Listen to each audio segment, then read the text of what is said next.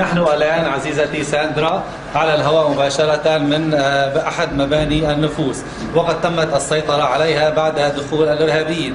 بالمناسبة هذه أود أن أهنئك بعيد الزواج الذي لم أتمكن من حضوره بسبب مهنتي الإعلامية.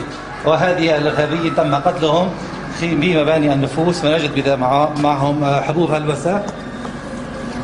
ونلتقي الآن مع أحد العساكر الذين هذا يوجد إرهابي يلبس بيده خاتم ذهب يدعون الإسلام وهم بريئون منه كامل البراءة. نلتقي الآن مع أحد العساكر الذين دخلوا هذا المبنى. الله يعطيك العافية. الله يعافيك. كيف تسللتم إلى هذا المبنى وقتلتم الإرهابيين؟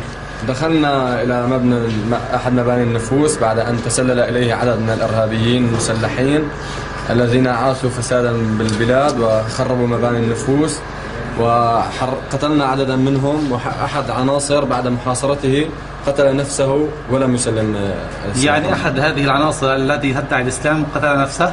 الذي يدعي الإسلام أحد عناصر يدعي أنه من المسلمين قتل نفسه ولم يسلم سلاحه. وقد دعوناهم قبل دخول المباني إلى تسليم أسلحتهم وأنفسهم كي لا نقتلهم منعا لإراقة الدماء، ولكن لم يستجيبوا إلينا. هل تم العثور بحوزتهم على جوازات غربية؟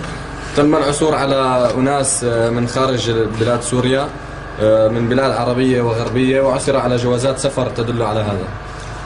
بالنسبة للاقتحام، ألا تنصحونهم قبل الاقتحام بأن يسلموا أنفسهم؟ طبعا نصحناهم، حكينا معهم سلموا حالكم، سلموا سلاحكم، نحن أخوات، نحن سوريا بلدنا وبشار قائدنا وأنتم مغرر فيكم الدول، وسلموا سلاحكم. ما حدا استجاب لنا. ماذا تقول الذين غرر بهم من قبل قطر والسعودية؟ بطلب منهم يسلموا حالهم ويسلموا سلاحهم وبيتم الإعفاء عنهم إذا ما تلطخت إيديهم بالدماء. ونحن أخوات، ونحن بسوريا بلدنا هاي، وبشار قائدنا، وقبله كان سيادة الرئيس القائد خالد حافظ الأسد قائدنا. وبطلب منهم يسلموا حالهم مشان ما ندمر سوريا بلدنا اللي نحن وياهم بينا فيها سوا. شكرا.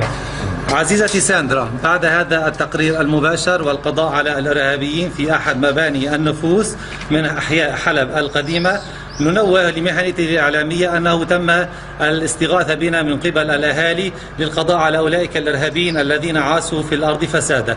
كان معكم شادي حلوة لقناة الإخبارية السورية. يا شباب بس خلصنا التصوير، قوموا. نهار افتح جزدان يطلع لي سوا رجي. الله يعطيك العافية.